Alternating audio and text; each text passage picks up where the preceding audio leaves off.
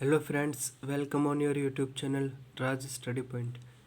आज हम history class 12 chapter 11 विद्रोही और राज 1857 की क्रांति के बारे में पढ़ेंगे।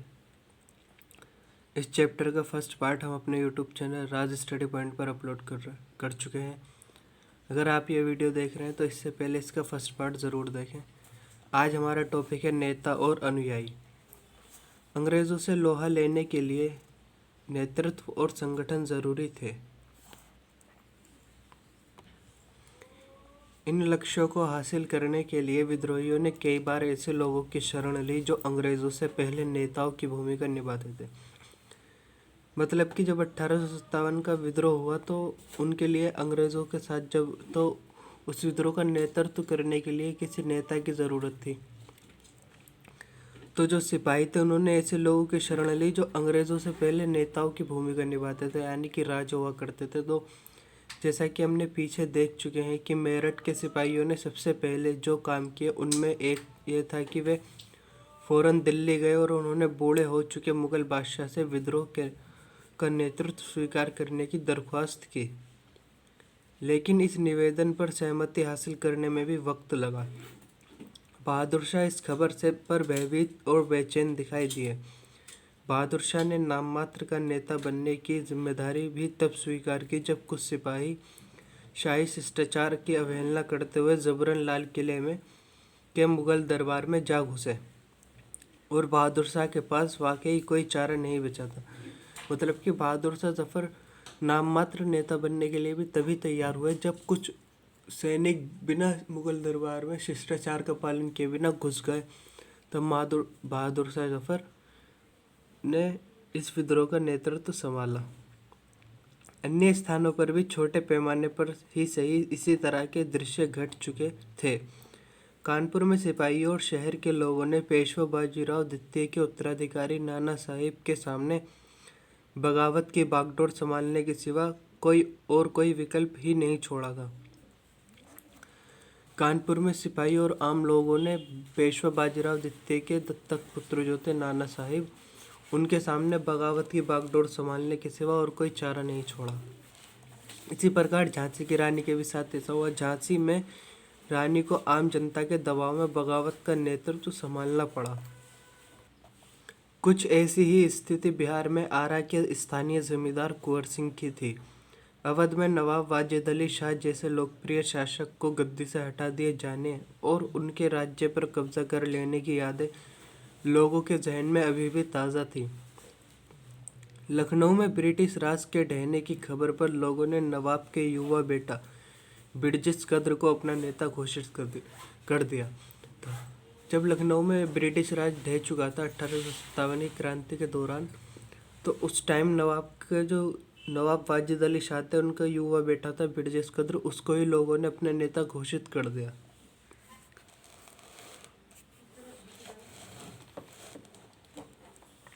अन्य स्थानों पर किसानों, जमींदारों और आदिवासियों को विद्रोह के लिए उकसाते हुए स्थानीय नेता सामने आ चुके थे। शाहमल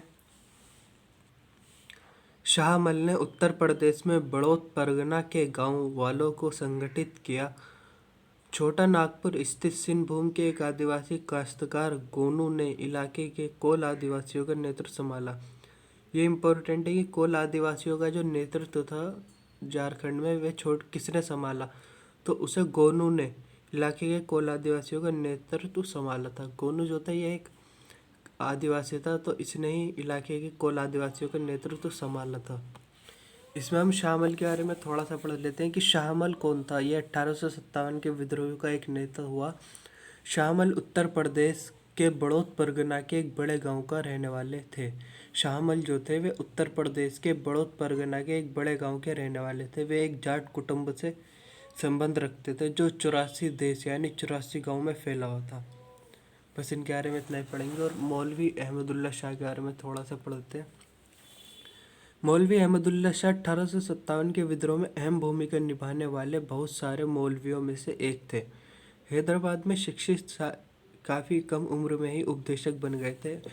ये मौलवी अहमदुल्ला शाह जो है हैदराबाद में शिक्षित हुए, यानी इन्होंने अपनी स्टडी हैदराबाद में करी थी और ये काफ़ी कम उम्र में ही उपदेशक बन गए थे, उपदेश देने लगे थे। 1856 में उन्होंने अंग्रेज़ों के खिलाफ जिहाद का प्रचार करते और लोगों को विद्रोह के लिए तैयार करते हुए गांव-गांव जाते देखा गया था।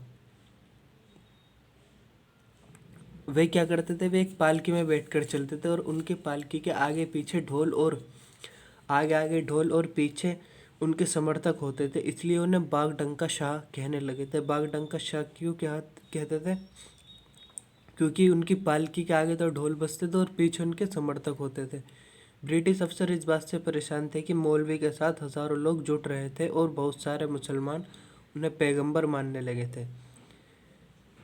उन्हें जब पकड़ लिया गया था 1857 में फैजाबाद जेल में बंद कर दिया गया था। रिहा होने पर उन्होंने 22वीं नेटिव इन्फेंट्री के विद्रोहियों का ने अपना नेता चुन लिया। जब वे रिहा हुए 1857 की क्रांति के दौरान सिपाहियों ने उन्हें आज़ाद करवा लिया, तो वे 22वीं नेटिव इन्फेंट्री के सिपाही जो थे उन्होंने मौलवी अहमदुल्ला शाह को अपना नेता चुना। उन्होंने चिन्हाट के विख्यात संघर्ष में हिस्सा लिया, जिसमें हेनरी लॉरेंस की अगुवाई वाली टुकड़ियों को मुँह की खानी पड़ी। ये इम्पोर्टेंट है, इसे आप अंडरलाइन कर लेना। नेक्स्ट पढ़ेंगे हम बच्चों, टॉपिक है हमारा अफवाहें और भविष्यवाणियाँ। तरह तरह की अफवाहों और भविष्यवाणियों के जरिए लोगों को उठ खड़ा होने के लिए उकसाया जा रहा था। यानी कि तरह तरह की अफवाहें उस टाइम में फैलाई जा रही थी, भविष्यवाणी बताई जा रही थी, जिससे कि लोग इस विद्रोह में आ सकें, इसमें हिस्सा ले सकें। जैसा कि हमने पीछे देखा, मेरठ से दिल्ली आने वाले सिपाहियों ने बहादुर शाह को उन कारतूसों के बारे में बताया था जिन पर गाय और सुअर की चर्बी का लेप लगा हुआ था। ये भी एक तरह के मानते हैं कि ये अफवाह थी कि जो कारतूस है, बंदूक की गोली है, उस पर गाय और सुअर की चर्बी का लेप लगा हुआ था। उनका कहना था कि अगर वे कारतूसों को मुंह से लगाएंगे तो उनकी जाति और मजहब दोनों भ्रष्ट हो जाएंगे। मतलब कि अगर हिंदू इस कारतूस को मुंह से लगाएंगे तो उनकी जाति भ्रष्ट हो जाएगी, और मुसलमान लाएंगे तो उनका मजहब भ्रष्ट हो जाएगा, क्योंकि इसमें सुअर और गाय दोनों ही मिले हुए हैं। सिपाहियों का इशारा एनफील्ड राइफल के उन कारतूसों की तरफ था जो हाल ही में उन्हें दिए गए थे। अंग्रेज़ों ने सिपाहियों को लाख समझाया कि ऐसे नहीं है, लेकिन ये अफवाह उत्तर भारत की छावनियों में जंगल की आग की तरह फैलती चली गई। इस अफवाह का स्रोत ढूंढा जा सकता है। राइफल इंस्ट्रक्शन डिपो के कमांडेंट कैप्टन राइट ने अपनी रिपोर्ट में लिखा था कि दम स्थित शस्त्रागार में काम करने वाले नीची जाति के एक खलासी ने जनवरी 1857 के तीसरे हफ्ते में एक ब्राह्मण सिपाही से पानी पिलाने के लिए कहा था। ब्राह्मण सिपाही ने यह कहकर अपने लोटे से पानी पिलाने से इनकार कर दिया कि नीची जाति के छूने से लोटा अपवित्र हो जाएगा। रिपोर्ट के मुताबिक इस पर खलासी ने जवाब दिया कि वैसे भी जल्दी ही तुम्हारी जाति भ्रष्ट होने वाली है, क्योंकि अब तुम्हें गाय और सुअर की चर्बी लगे कारतूसों को मुंह से खींचना पड़ेगा। इस रिपोर्ट की विश्वसनीयता के बारे में कहना मुश्किल है, लेकिन इसमें कोई शक नहीं है कि जब एक बार यह अफवाह फैलना शुरू हुई तो अंग्रेज़ अफसरों के तमाम आश्वासनों के बावजूद इसे खत्म नहीं किया जा सका, और इसने सिपाहियों में एक गहरा गुस्सा पैदा कर दिया।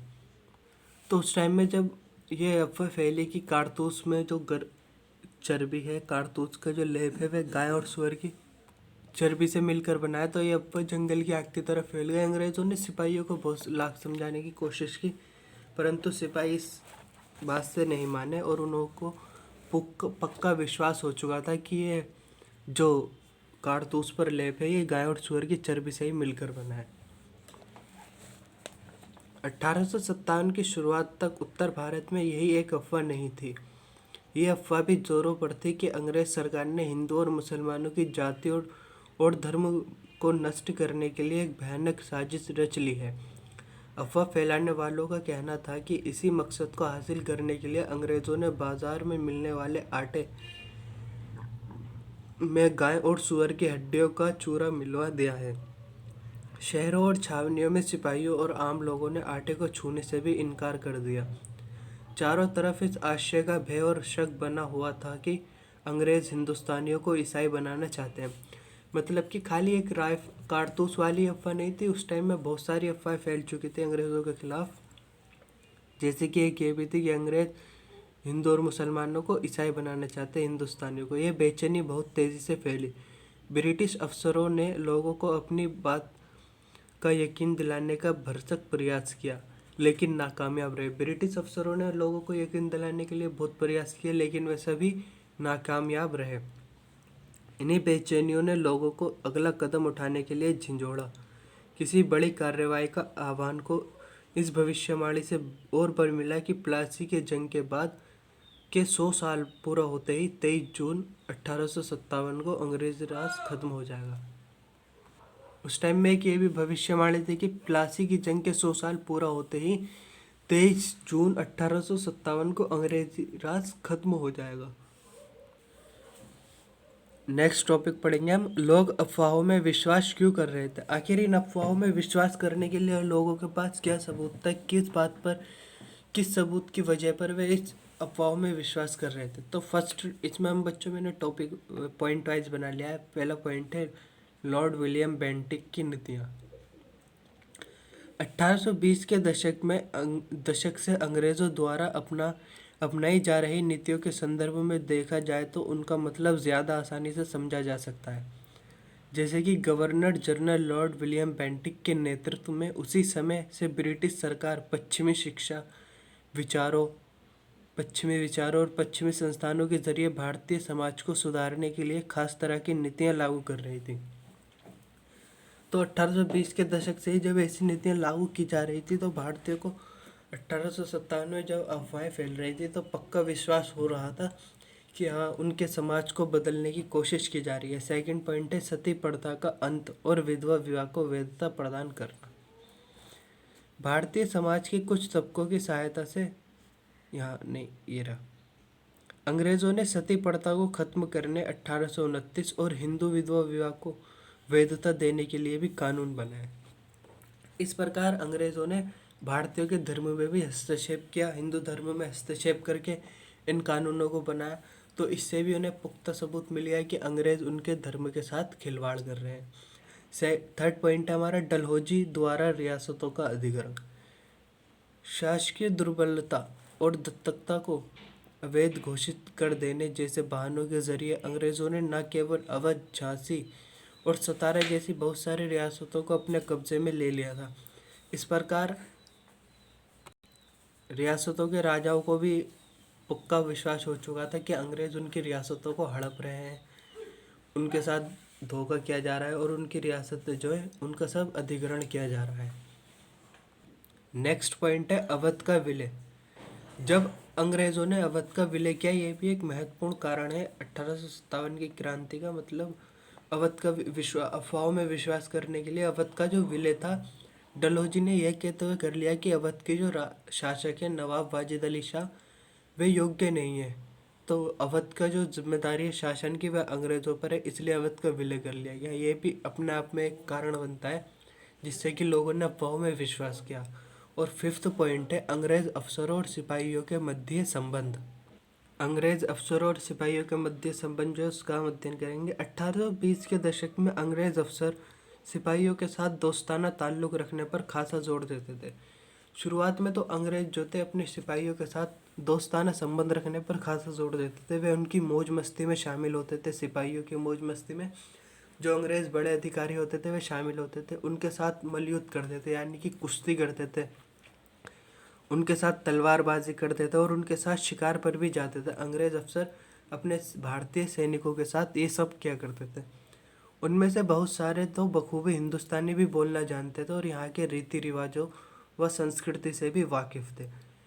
पर बाद में उनमें क्या हुआ कि उनमें 1840 के दशक में स्थिति बदलने लगी। अफसरों में श्रेष्ठता का भाव पैदा होने लगा और वे सिपाहियों को कमतर नस्ल का मानने लगे।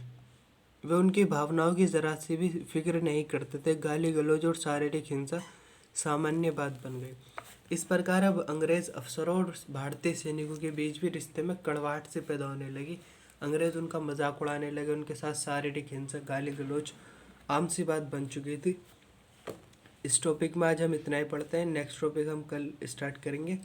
वीडियो अच्छी लगी हो तो वीडियो को लाइक करें, अपने फ्रेंड के साथ शेयर करें और हमारे यूट्यूब चैनल को सब्सक्राइब करें। मिलते हैं नेक्स्ट वीडियो में। Thank you.